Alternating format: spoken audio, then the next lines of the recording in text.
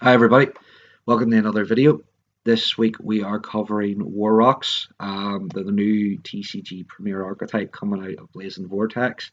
I decided to wait a day, let the sort of hype settle down, if there was any. From what I was seeing, a lot of people were sort of putting this archetype down. Um, I think this deck has potential. If this deck gets future support, it definitely will have potential. A lot of TCG Premier archetypes usually, whenever they release the support like this, they don't reveal all the good stuff straight away. They usually reveal the basics of what the deck does, and then release some good generic support for it. So they'll give it the searcher, a couple of cards that help make the deck work as an engine, and then over time release more support for it that actually helps make it a proper deck. I sort of thought with the way they did mutants and stuff like that, we were going to get all of War Rock in one go. So it's very clear they're not doing that anymore. I think they kind of learned their lesson because whenever mutants all came out, everybody was very excited, and then all the support came out at once, and they were like, "Is this really it?" Um, Friend of mine has the deck. He enjoys it. He loves it, but he just says the deck needs a lot more. And it's very clear that Konami TCG are not going to release everything all at once. They're going to release everything in drips and drabs now because we also have the Materia Actor cards. Just quick thought on them first. Oh, where goes my phone? Very clear. I've just lost my train of thought there. Oh yes, sorry. Materia Actors. Quick thoughts on them. They're all right.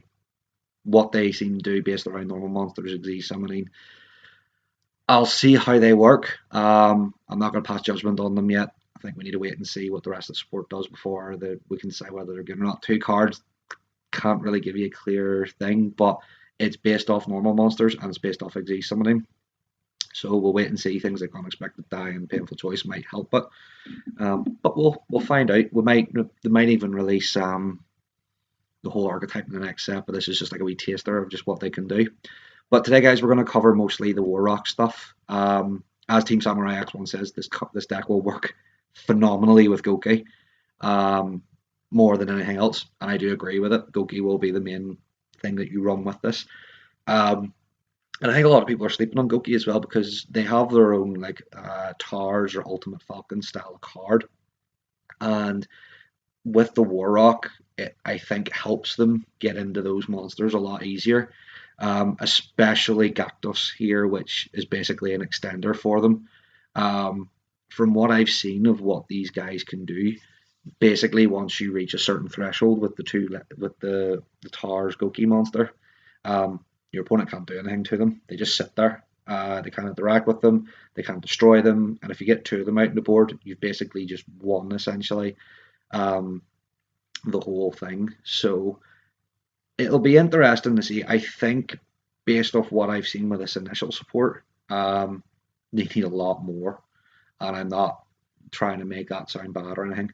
This deck does need a lot more support to help out the warrior theme, I think, in general. And I think as well what Konami have done is they've also made it very fair, which I think is quite strange to hear like a bad archetype is fair. Um, when today's games, you have to break a mechanic or make an archetype really busted in order to make it meta relevant. I think sort of says a lot about the game in current state and what Konami's trying to do to sort of bring it down a wee bit, especially now going in the control format. So anyway, we're going to look at these cards quickly. I'm going to give you my thoughts and feelings on them. So first of all, we have the extender and the rota. So a lot of these effects will all work during the damage step except for the extender.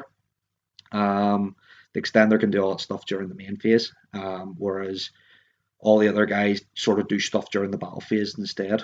So the rota, whenever a earth monster battles after damage calculation, you can add one War Rock card from deck to hand. Now, after damage calculation, there is a lot of questions on rulings. As a judge for myself, I think the way this works um, is that you go to after damage calculation, and then there is the step where the monsters are destroyed. So after damage calculation, before the monsters are sent to graveyard, I believe this will trigger, and then the monster gets sent to graveyard if they crash into each other. I'm going to wait to see what the official ruling is on that before I say anything. But as far as I'm aware, the way the damage calculation works is the damage will happen, and then if my memory serves me right, it's either the monsters go to the graveyard, then this activates, or then this activates, then the monsters get sent to the graveyard. I think is the way it works. So we will need to wait for an official ruling, but as far as I'm aware, that's how it should work. It should still activate. It's just whether or not the monsters go to grave or go to grave before or after the effect activates. So we'll wait and see. We then have their extender. So if an Earth Warrior monster is normal summoned, if you normal summon Goki Super X, this will trigger no matter what anyway. So you have that sort of aspect to it, which I think is the major thing. So this essentially allows it that you basically get 4 monsters onto the board with essentially no issues. Because if you do Super X, this then activates on the activation of the effect Super X. You special summon this, you twist Cobra, and then you just start to go off from there. This will be the one thing that will help you get into the Link 4. I think as well, Pot of Avarice is going to be a key card in this as well to help you keep going through your resources and stuff like that. So we'll wait and see. But this is definitely going to be a 3 of in any Goki deck because it will help you extend and stuff like that. The bigger monsters, these are 2 or 1 ofs. One's a monster reborn. But again, during the battle phase, when the monster battles, they can't attack directly. So this will be more of like a reactive.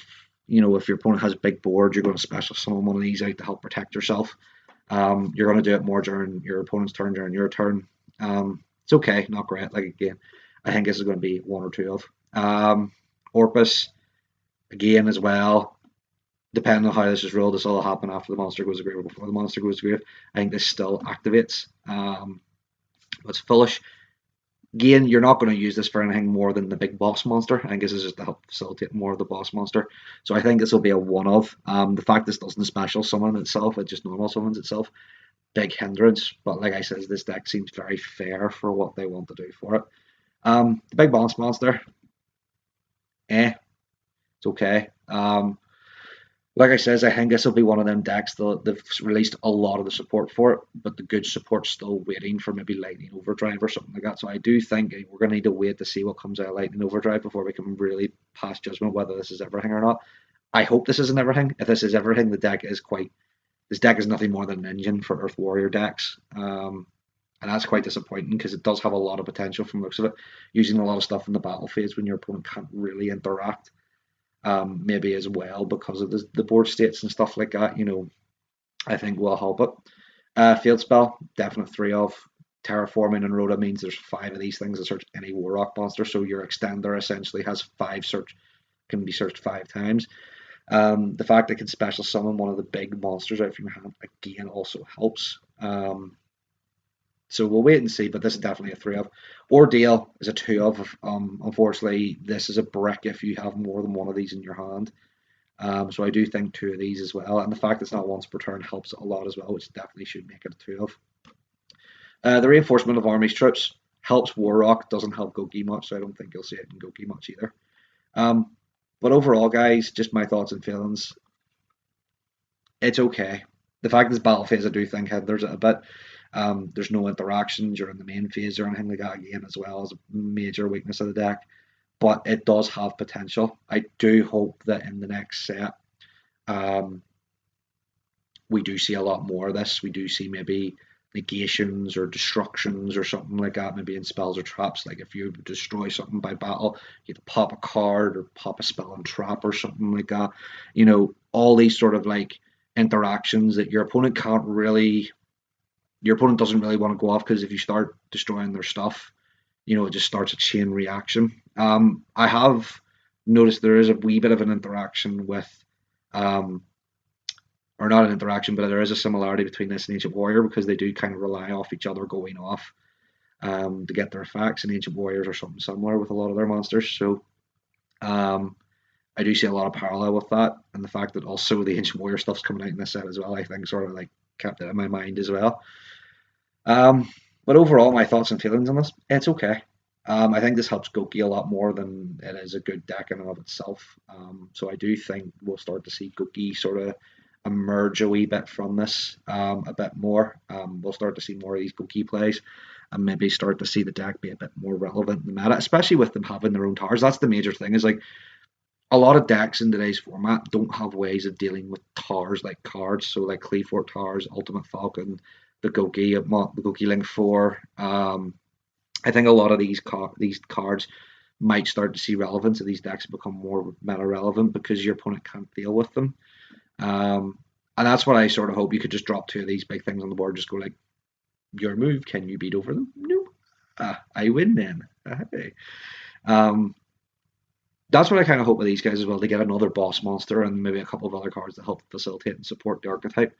But yep, that's the video, guys. I hope you've enjoyed it, and I'll see you guys in the next video.